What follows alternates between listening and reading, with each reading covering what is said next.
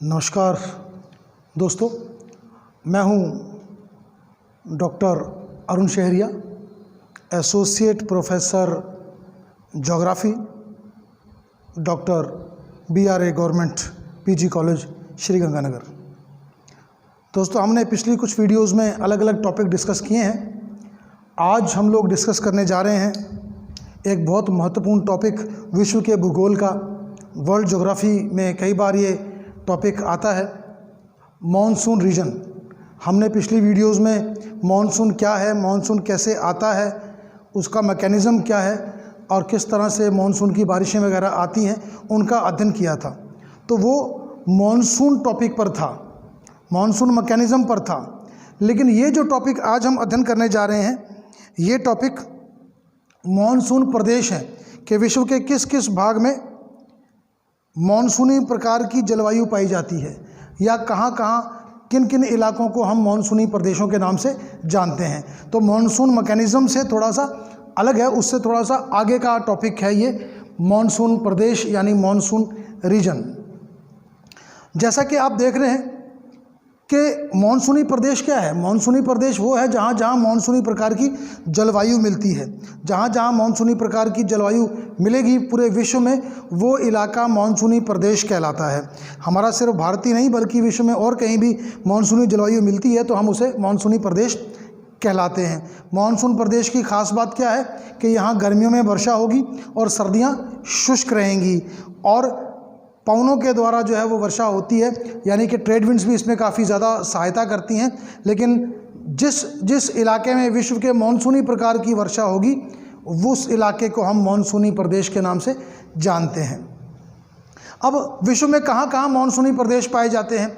सबसे बड़ा इलाका तो हमारा है, जो भारत और उसके आसपास का एरिया है, मॉनसून प्रदेश, जिसको एशिया में अगर हम देखें तो इसमें भारत, पाकिस्तान, बांग्लादेश, श्रीलंका, म्यांमार, पूर्वी चीन, फिलीपींस, कंबोडिया, थाईलैंड और वियतनाम वगैरह आते हैं। भारत, पाकिस्तान, चाइना का ये हिस्सा, फिर म्यांमार का हिस्सा, बांग्लादेश का हिस्सा, थोड़ा बहुत थाईलैंड, मलेशिया, म्यांमार के बीच में कंबोडिया और वियतनाम का जो हिस्सा है, वो मॉनसून एशिया का एक बड़ा हिस्सा बनता है। इस क्षेत्र में अगर हम देखें तो मॉनसून क्षेत्र का बड़ा हिस्सा है एशिया में, और एशिया में ही जो है मॉनसून प्रदेश ज़्यादा विस्तृत है।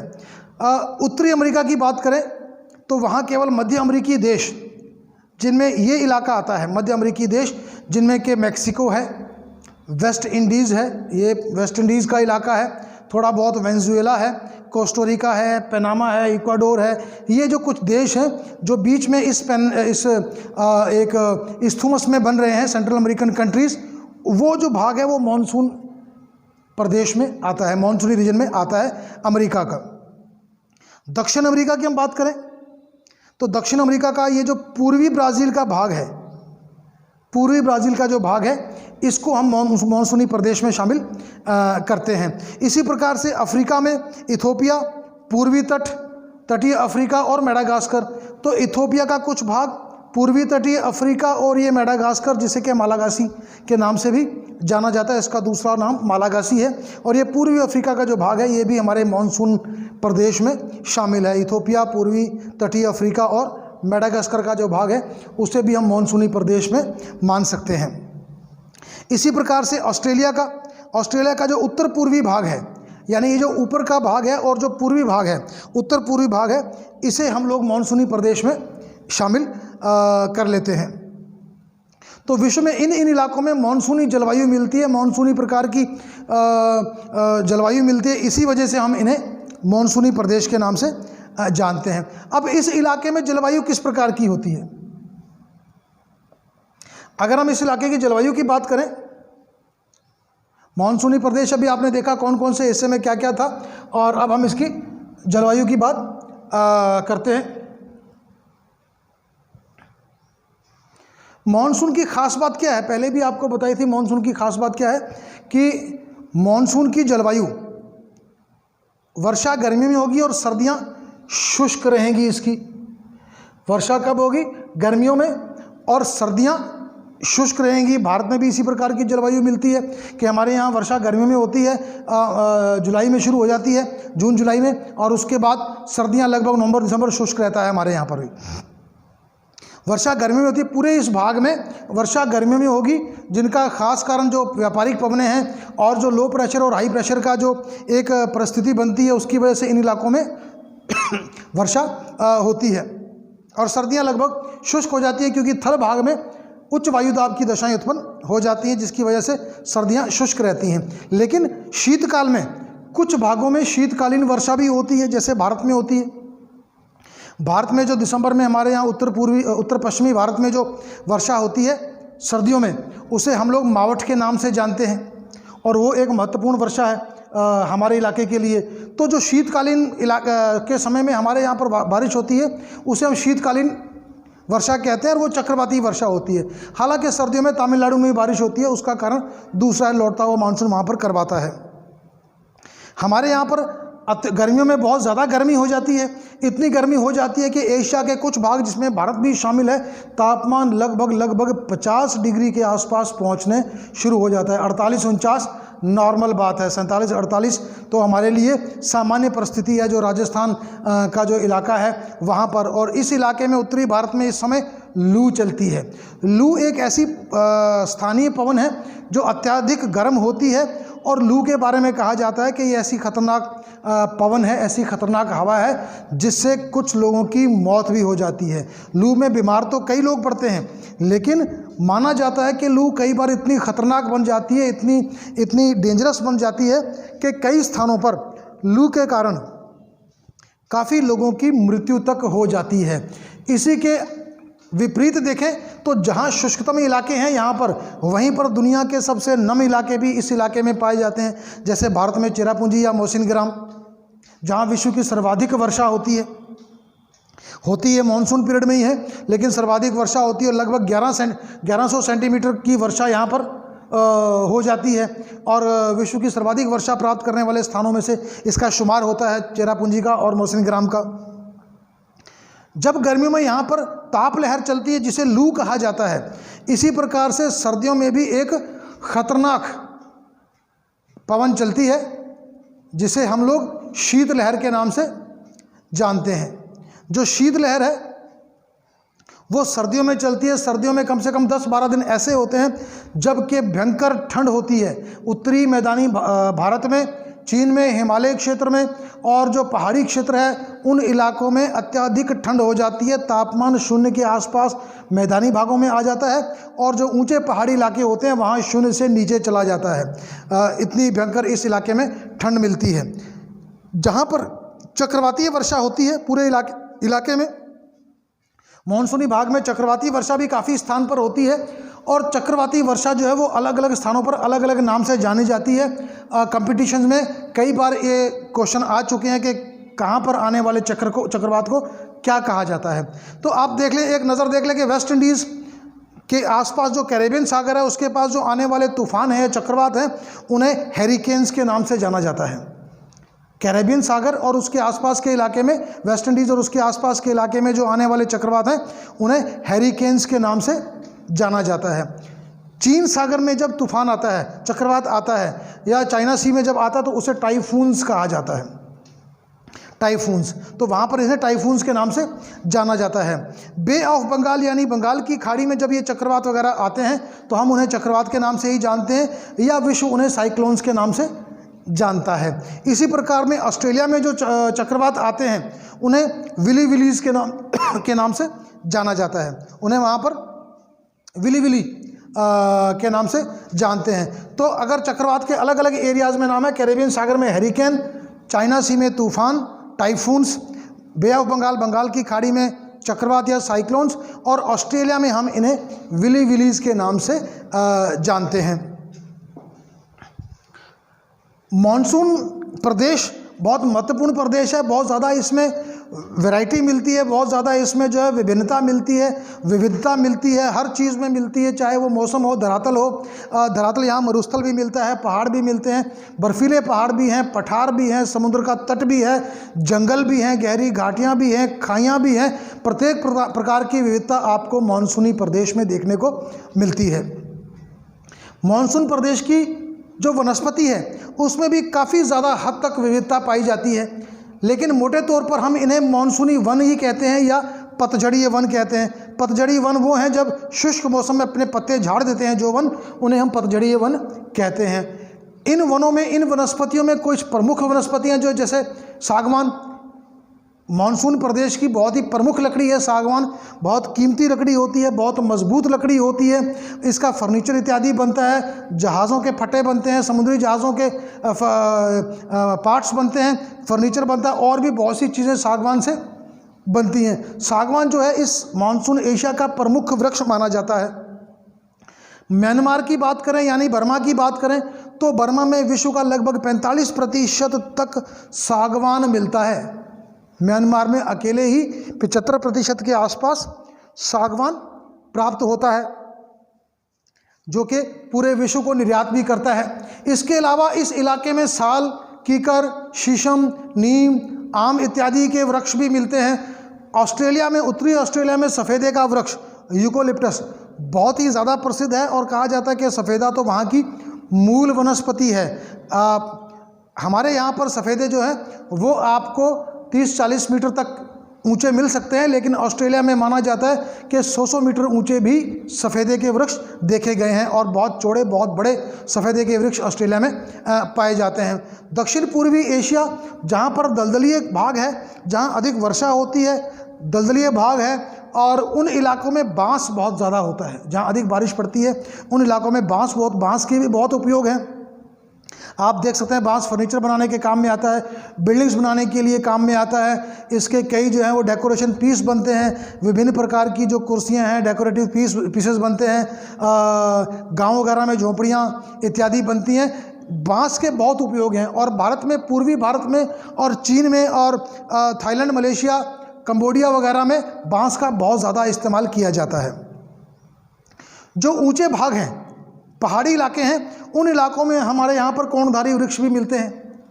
कोणधारी वृक्षों में देवदार, चीड़, विलो इत्यादि वृक्ष भी मिलते हैं। और भारत के ऊंचे ऊंचे भागों में तो आपको जो है भोजपत्र के वृक्ष भी मिलते हैं।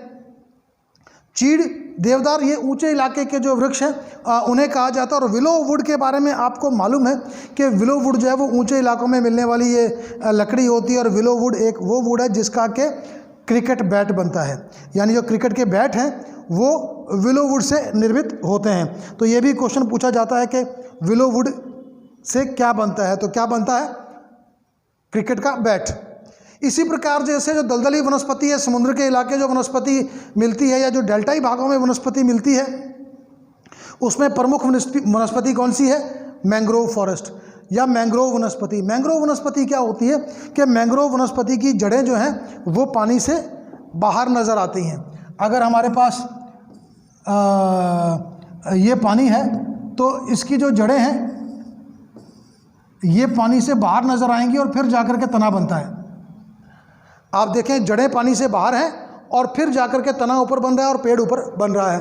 तो इनकी जो जड़ें हैं वो पानी से बाहर हमको मिलती हैं और ये ज़्यादातर दलदली भागों में, समुद्र के किनारे पर इस प्रकार की जो वनस्पति मिलती है उसे हम मैंग्रोव फॉरेस्ट के नाम से जानते हैं। भारत में ये मैंग्रोव फॉरेस्ट सुंदरबन इलाके में मिलते हैं। आपको पता है कि विश्व का सबसे बड़ा डेल्टा कौन सा है? वो सुंदरबन है। और सुंदरबन जो है वो गंगा नदी और ब्रह्मपुत्रा नदी के जो मिलकर के भारत और बांग्लादेश का इलाका है, वहाँ पर विश्व का सबसे बड़ा डेल्टा निर्माण करती हैं। और उस डेल्टा पर जो है ये मैंग्रोव फॉरेस्ट काफ़ी भारी मात्रा में मिलते हैं, जिन्हें कि सुंदरबन कहा जाता है। सुंदरबन इन्हें इसलिए कहा जाता है कि यहाँ पर प्रमुख वृक्ष सुंदरी पाया जाता है। सुंदरी नामक वृक्ष यहाँ पर बहुतायत में मिलता है, भारत में कम मिलता है। 90% जो सुंदरी फॉरेस्ट है, सुंदरी वन है, वो हमको बांग्लादेश में मिलते हैं। और उसी नाम से ये सुंदरबन का जो इलाका है हम जानते हैं सुंदरबन डेल्टा के नाम से या सुंदरबन के इलाके में। तो यहाँ पर जो है वो मैंग्रोव फॉरेस्ट मिलता है, मैंग्रोव वनस्पति मिलती है, जिसके बारे में अभी आपको बताया। मानसूनी प्रदेश में वन्य जीव भारी मात्रा में मिलते हैं। जैसे विविधता धरातल में है यहाँ पर, वैसी विविधता वनस्पति में मिलती है, वैसी विविधता मानवों में मिलती है और वैसी ही विविधता वन्य जीवों में भी मिलती है। प्रमुख वन्य जीव इस इलाके के किंग कोबरा, भारत का सबसे खतरनाक सांप, जहरीला सांप, टाइगर, हाथी, गैंडा। हाथी के बारे में मालूम है कि अफ्रीकी हाथी और एशियाई हाथों में भारत और थाईलैंड और मलेशिया और चीन में हाथियों को ट्रेंड करके बहुत ज़्यादा काम लिए जाते हैं, खासकर जंगलों में लकड़ काट करके लट्ठों को ढोने के लिए जो दलदली इलाके में, वहाँ पर हाथियों से बहुत काम लिया जाता है। भारत में साउथ में जो है, केरला में और तमिलनाडु में भी हाथियों से बहुत काम, कर्नाटका में बहुत काम लिया जाता है। थाईलैंड, मलेशिया, कंबोडिया में हाथी बहुत काम करते हैं। गैंडा जो है वो भारत का प्रमुख एक जानवर है, जो कि आपको असम में बहुत ज़्यादा, काजीरंगा जो इसका नेशनल पार्क है वो गैंडे के लिए ही फेमस है। इसके अलावा बंदर, गाय, भैंस जो है भारत में बहुत ज़्यादा मिलती है। विश्व की सबसे ज़्यादा गाय की संख्या अगर देखनी हो तो वो भारत में पाई जाती है। इसी प्रकार से शेर, भारत में आपको गुजरात से लेकर के रणथंभौर से लेकर के अन्य इलाकों में आपको भारतीय शेर मिलेगा, जिसकी दाढ़ी है, दाढ़ी वाला शेर है। ऑस्ट्रेलिया का फेमस जानवर है कंगारू, जो कंगारू जो है वो उछलता कूदता हुआ जाता है, जिसके पेट पर थैली होती है और अपने बच्चे को भी माँ उस थैली में डालकर चलती है। भारत का राष्ट्रीय पक्षी जो है वो मोर, जो कि भारत में बहुत प्रसिद्ध है और रंग बिरंगा पक्षी है। दुनिया का सबसे बड़ा पक्षी बर्ड, शुतुरमुर्ग, ऑस्ट्रिच, ये भी ऑस्ट्रेलिया का प्रमुख जीव है और बहुत ऊंचा होता है। इसके अंडे इतने मजबूत होते हैं कि बुशमैन्स वगैरह उनको तोड़ करके उसको बर्तनों के रूप में इस्तेमाल करते हैं। और ऑस्ट्रेलिया में शुतुरमुर्ग को पाला जा रहा है, उससे विभिन्न कार्य भी कराए जा रहे हैं। तो इस प्रकार से इस इलाके में वनस्पति में भी काफ़ी विविधता देखने को मिलती है। कृषि के बारे में कहा जाता है कि जो हमारा मानसून प्रदेश है वो गरीब लोगों का प्रदेश है और गरीब लोगों का प्रमुख भोजन चावल है। कहा जाता है कि rice is a cheap crop of cheap peoples. गरीब लोगों की जो है वो गरीब फसल है चावल, क्योंकि जो गरीब लोग हैं उनको पेट भरने के लिए चावल सबसे महत्वपूर्ण फसल है। इसीलिए हम इस इलाके को, जो हमारा मानसूनी प्रदेश इलाका है, उसे चावल का कटोरा भी कहते हैं। चीन को तो चावल का कटोरा कहा ही जाता है कि दुनिया से में सबसे ज़्यादा चावल जो है वो चीन में पैदा होता है। चावल के लिए वही इलाका कामयाब है जहाँ पर मिट्टी उपजाऊ होगी, पानी ज़्यादा होगा, ताप ज़्यादा होगा, वर्षा ज़्यादा होगी और ज़मीन उपजाऊ होगी। और इन तीनों चीज़ों में हमारा मानसून जो प्रदेश है वो काफ़ी आगे है। इसलिए इस इलाके की प्रमुख फसल अगर हम कोई कह सकते हैं तो वो चावल कह सकते हैं। चावल जो है वो सभी सामान्य लोगों की फसल है। उसके अलावा शुष्क भागों में, ऊंचे भागों में जहाँ पानी की कमी है वहाँ पर मक्का होती है। जहाँ सिंचाई अवेलेबल है वहाँ गेहूँ होती है। गेहूँ के मामले में आपको मालूम है कि भारत का अच्छा खासा नाम है। भारत का जो पंजाब और हरियाणा है वो भारत की रोटी की टोकरी के रूप में जाने जाते हैं। सिंचाई के माध्यम से यहाँ पर गेहूं का उत्पादन किया जाता है। इसी प्रकार से राजस्थान की बात करें तो गंगानगर डिस्ट्रिक्ट राजस्थान का ब्रेड बास्केट कही जाती है, राजस्थान की रोटी की टोकरी कही जाती है, खाद्यान्नों का भंडार कही जाती है, क्योंकि यहाँ भी हम सिंचाई के माध्यम से काफ़ी भारी मात्रा में गेहूँ का उत्पादन कर रहे हैं। चाय बेसिकली सबसे शुरुआत चाय की चीन में हुई थी, लेकिन उसके बाद चाय जो है वो चीन से निकल करके और पूरे विश्व में फैल गई। ब्रिटिशर्स जो है इस पौधे को पूरे विश्व में ले गए थे और जब उन्होंने भारत में लगाया तो भारत में ये पौधा काफ़ी तेज़ी से विकसित हुआ। आज की स्थिति ये है कि चीन के उत्पादन में भारत जो है दुनिया के प्रमुख राष्ट्रों में से आता है और भारत की चाय जो है दुनिया के विभिन्न देशों को निर्यात होती है। भारत एक प्रमुख निर्यातक है चाय का। इसी प्रकार से तंबाकू, चीन, भारत, मलेशिया, कंबोडिया, वियतनाम इत्यादि में तंबाकू की भी खूब खेती होती है। भारत में आंध्र प्रदेश जो है वो तंबाकू के लिए बहुत ज़्यादा प्रसिद्ध है। गन्ना जो है वो पंजाब, उत्तर प्रदेश, भारत में, इसके अलावा चीन में और जो कि कंबोडिया वगैरह है वहाँ पर काफ़ी ज़्यादा मात्रा में गन्ना उगाया जाता है। कपास प्रमुख फसल है। अगर हमको सूती वस्त्र तैयार करने हैं, हमको कॉटन टेक्सटाइल तैयार करना है तो कपास बहुत महत्वपूर्ण फसल है इसमें। तो इसलिए कपास का उत्पादन जो है वो इस इलाके में बहुत ज़्यादा किया जाता है। पाकिस्तान, भारत और चीन जो है, इवन बांग्लादेश जो है वो भी थोड़ा बहुत करता है, लेकिन भारत, पाकिस्तान जो है वो कपास के मामले में बहुत आगे हैं और कपास का निर्यात भी कर रहे हैं। पटसन यानी जूट, आज़ादी से पहले जब भारत का विभाजन नहीं हुआ था, विश्व का 90% पटसन केवल भारत से निर्यात होता था।